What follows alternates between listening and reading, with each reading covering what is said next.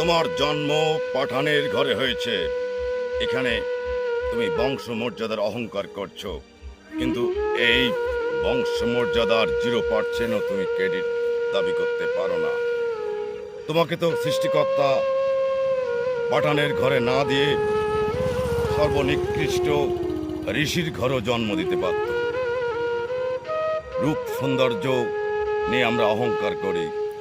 তোমাকে তো পৃথিবীতে কুৎসিত কদাকার প্রতিবন্ধী হিসেবে এই পৃথিবীতে পাঠাতে পারত। আমরা সম্পদ আভিজাত্যর অহংকার করি। সম্পদ আভিজাত্য তো উপরওয়ালা তোমাকে যে কোনো মুহূর্তে 1 সেকেন্ডের ভিতরে কেড়ে নিতে পারে।